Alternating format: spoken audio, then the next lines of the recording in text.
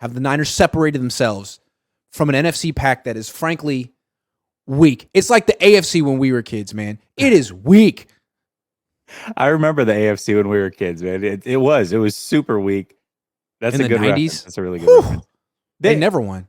How many teams do you think are legitimate contenders in the NFC? I would say 4-ish. That's being generous. You think honestly, so? It might be 0 right now. Okay.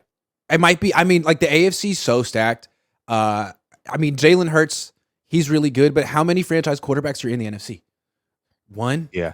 I mean, okay, so one team has to make the Super Bowl. So out of the teams, like the Lions are great, but they have Jared Goff. The Seahawks are, I mean, they're not great, but they're ascending, and the Seahawks are ascending, but they have Geno Smith. Like, isn't there a cap to what they can somewhat? Is either of those teams going to beat Patrick Mahomes in the Super Bowl? I don't see it. Yeah, maybe. I don't see it. Maybe not. I don't see it. But the question is can they beat the 49ers? That's what the real question is. You know what I mean? Like, can they beat the 49ers? Because one of these teams has to go to the Super Bowl. Last time I checked, the Super Bowl isn't two best teams in the league necessarily. It's an NFC team versus an AFC team. And so going off of that criteria, I think that there's this thought that the 49ers have just jumped way out in front of the rest of the NFC. And, the Eagles have taken a step back and, Seattle's still a year away. The Lions are the Lions. So it's got to be the Niners. Yeah. And I think the Niners have the best team on paper for sure. It just comes down to the quarterback position, which is the most important position in football, and that's what makes this really, really. We got Ian Rappaport over here being like, "Hey, don't be shocked if Sam Darnold starts week 1." Like, well, if that's the case, then I'm not putting any of I'm not betting on the Niners to go anywhere. Not if it's Sam Darnold. There's no way. Not if it's Sam Darnold. Although they could start slow, regardless of who the quarterback is. Good point. And then if Purdy comes fully back and they believe in him, then we know they can win games with Purdy for sure. So they can still be all right. I guess it's how you end versus how you finish, but it would be nice to get a bye for once. I feel like the Lions are the Seahawks are an ascending team, but the Niners, really handled them 3 times last year. They did, yeah.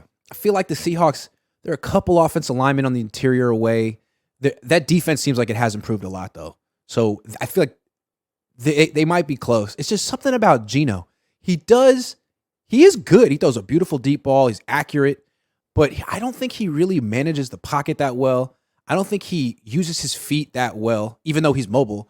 And he's kind of a sitting duck, and the Niners hit him, make him fumble, stuff like that. So the thing about the Lions is they legitimately have a great offensive line. And teams that have a complete 5-deep offensive line often do well against the 49ers because the Niners are totally about their D-line. And their D-line is not quite as great as it was 4 years ago, even with Hargrave.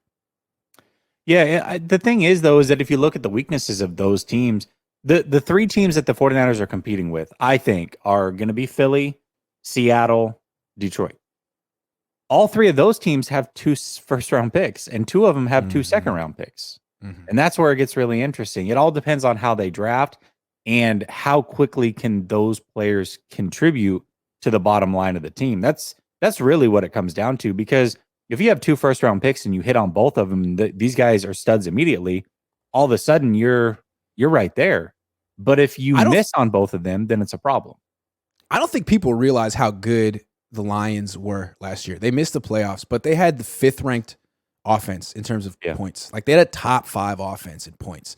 Their defense was terrible, but defense is something you can turn around pretty quickly. They added Emmanuel Mosley. They added Cameron Sutton. They already have Jeff Okudah. They have Kirby Joseph. Like, I can name their entire secondary, and I don't even know that team that well. Like, they already have Aiden Hutchinson. They just need a few pieces in their front 7, and all of a sudden, because you don't need to have a great defense. You just have to have a decent, acceptable, solid defense, and you can build that in an off season. They already have a top 5 offense. They're a scary team. Yeah, I mean, if Seattle or Detroit land Will Anderson, all of a sudden you've got a legit pass rusher. They both need a pass rusher. And Detroit's going to do that. They're not going to take a quarterback with that pick. They're going to load up with that front 7. Yeah. Yeah. Yes. So that makes things really interesting. I don't know. I think that there's this thought. I think that this thought existed a couple weeks ago where it's like, oh, the 49ers are clear front runners. But now a couple weeks later and just seeing how things are playing out, I just feel like that gap is closing almost by the minute. And if these teams draft well, who knows? Who knows what can happen. I think the 49ers are still the favorite, but I don't think it's a lock the way that we once thought it was. If Brock Purdy hadn't torn his UCL, I could see it. I mean, just based on how they finished the season, I could see it. But he did tear his UCL. So you got Ian Rappaport and Greg Papa saying, don't be surprised if Sam Darnold starts week 1. I hear that. I'm thinking, hey, don't be surprised if the Niners have a down year. You know what I'm saying? Like, they got major questions at quarterback, and they don't have the Jimmy Garoppolo safety net. So this could be a 2020 year. I don't know. It also could be the year they win the Super Bowl. I don't know. But you're looking at their 3 rivals in the NFC. Those teams all know exactly who their quarterback is, and they all have better offensive lines than the 49ers. And no, they don't have the defense the Niners have, but who cares? Yeah. I mean, I also think the downfall of Philly is a little overstated too. Yeah. I mean, is it for sure? Their linebacking core wasn't good anyways.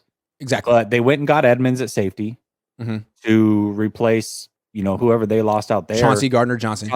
They went and got Edmonds. They kept both of their corners, who are good corners. The defensive line, they lost. They kept Fletcher Cox. They kept Brandon Graham. They drafted a D lineman. They drafted a D lineman in the first round last year. Jordan Davis. Then they also have Hassan Reddick, and they have Sweat coming off the bench. That's a pretty formidable 4, 5-ish, right? I mean, they lost Miles Sanders. They added Rashad Penny. If they ask, still a pretty good team. If they draft what's his name? Was it Bijan Robinson or whatever? Bijan. So if they draft him, I mean, all of a sudden they're good. They're really good. They won't. I'm curious to see which team drafts a running back in the top 10. You know who I wouldn't be surprised? Seattle would do something like that. They would have a top 10 pick one time in 10 years and be like, you know what, we're taking a running back. I don't know who's going to do it, because to me, I don't think you can do it. I don't care. They'll be like, look at him running the ball. Okay, that's first and second down. What are you doing on third down? Nothing? Okay. Can't be a first round pick. Also, how many contracts are you going to get? 1? Okay.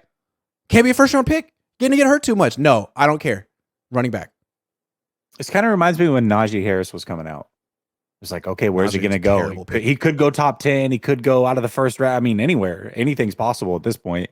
So, yeah. I mean, we'll see. We'll see what happens. But I guess my point is like I said, a couple weeks ago, it looked like it was a lock, 49ers, NFC. Now I'm not so sure about that. I think it's going to be tougher than what we once thought it could be. Yeah, I think teams in the NFC are looking at the Niners as vulnerable. Again, Brock is a huge question mark, and the Niners haven't proven that they can have success with Darnold or Trey. Not success like the kind of success they were having down the stretch last year. Doesn't mean they can't, but big question marks for the 49ers. Absolutely. I also have question marks. So we look at Geno Smith a specific way. We look at Jared Goff a specific way. Both those guys put up good years. But the Niners have had success against them. I think that's why Niner fans look at them that way. And they're not afraid of them. But do you think let's take Philly, for example. Do you think that they're terrified of Brock Purdy if he is starting? Because I get the feeling they're not. You think they're terrified of Sam Darnold? I mean, they wouldn't even be scared of Trey Lance. None of these quarterbacks have earned that. Yeah, it's not just Brock Purdy. It's all of them. But I'm just saying, Brock Purdy's the number one guy. So if he's the starter, do you think teams are terrified of him? Because I don't think they are.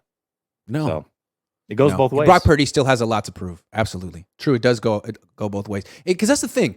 I like to make fun of Geno Smith and the Seahawks because I don't just make fun of the Niners. I'm an equal opportunity hater. And sometimes I'll take it on Geno. And I have some like Seahawks people, fans, content creators who follow me because they like me talking stuff about the Niners. And then when I talk about Geno, they're like, whoa, your quarterback's Brock Purdy. We wouldn't touch him with a 10-foot pole. It's like, firstly, he's not my quarterback, but I see what you mean. Like that. Good point. Yeah. The Seahawks are like, we're good with our guy. Good luck with Brock.